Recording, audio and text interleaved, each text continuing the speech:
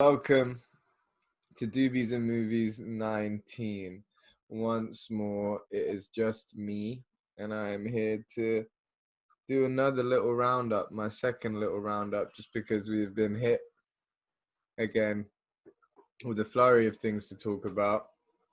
And so I just want to talk about it. So to start off, a day after I did the last little roundup, Netflix dropped a series called Alice in Borderland based on a manga series. And it seems like they had before made an animated film out of it, but there's no anime series, as far as I'm aware, that's based on Alice in Borderland. And Netflix went straight with the live action treatment. Still Japanese cast in Japan, but real actors. It is fantastic. At first, I didn't really know what was going on or what I was getting into, but it was like an anime in all the right ways. But the real world element and live action definitely added a sense of threat and brutality. And the show's it's just a lot of fun. There's a lot of interesting games to solve each episode, and it takes real maths and intelligence and thinking, psychological, philosophical thinking to work out these games, and they often have quite traumatic results. So, yeah, I mean, as good as that premise is, you don't really get it till you watch the show and see kind of how they deliver it all. That makes the whole show incredibly engaging, and I really anticipate it to become quite a big hype.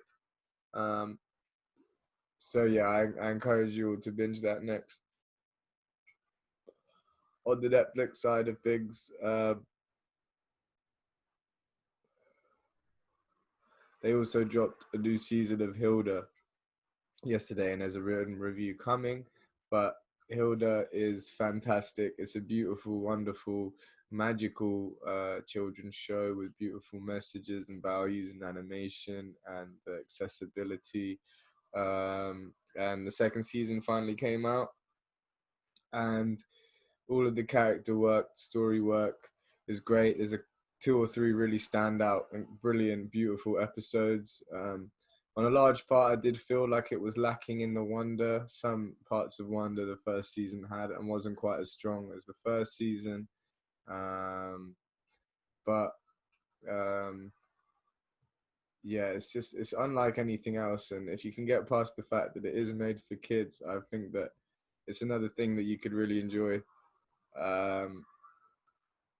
It's heartwarming, and the characters and the relationships are really evolved and developed in the season. I think on most levels, on a writing sense, it is actually a stronger season, and they don't really put any feet wrong. It's just this feeling of magic that felt constant in season one that feels in some episodes a bit missing. But it's a minor critique. Both those shows, those Netflix shows, I would give an 8 out of 10 to.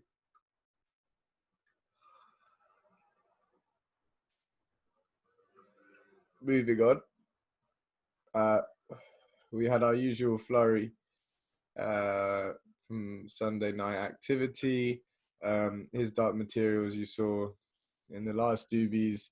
It's a show I'm very not happy with, so I'm not going to go too much deeper into that.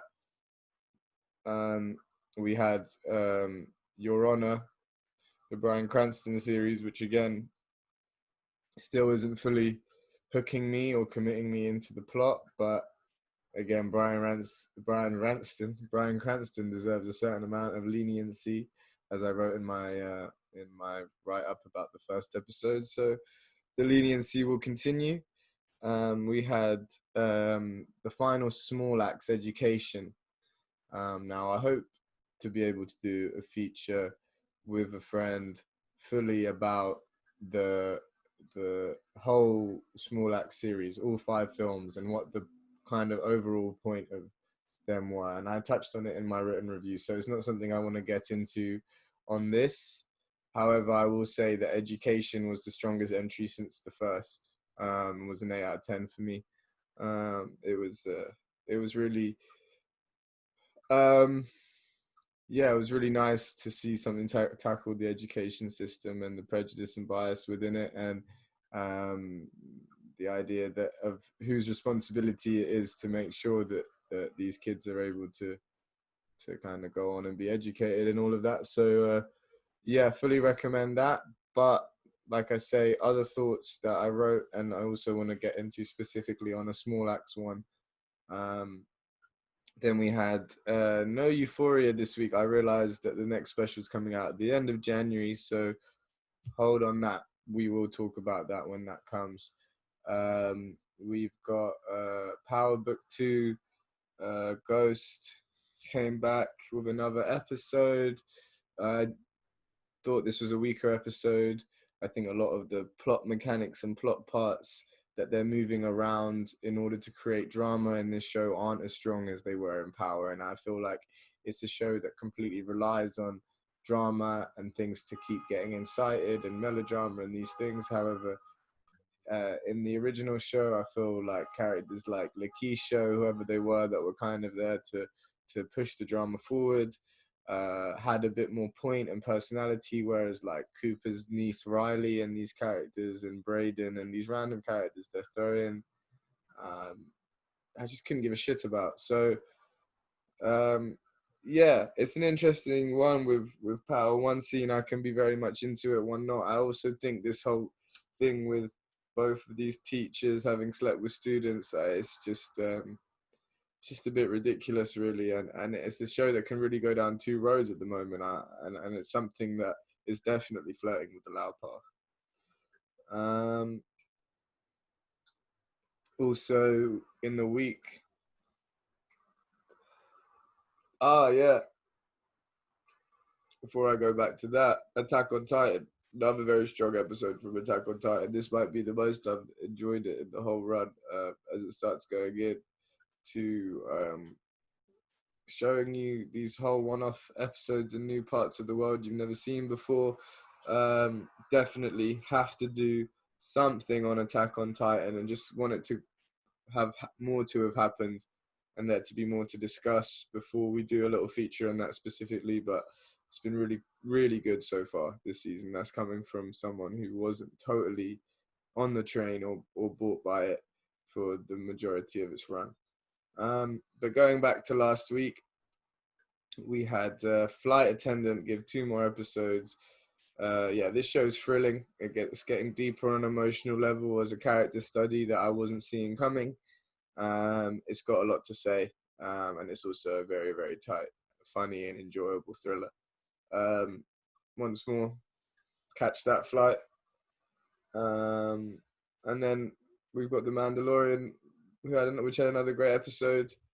But we talked about that in great detail, and we're going to talk about that whole season and the finale on Friday, hopefully with a few people, and really unpack the season as a whole, the upcoming episode, and what's next for Star Wars.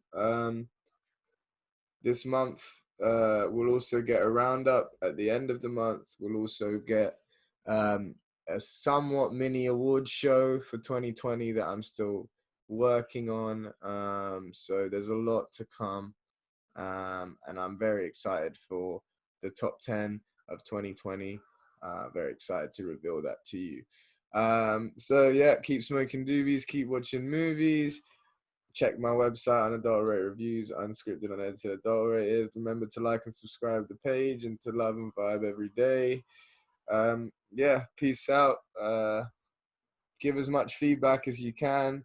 And if you want to get involved, if there's any shows you're watching, any of these shows I've just talked about that you're watching and you want to discuss, then please hit me up. Yeah, have a good day.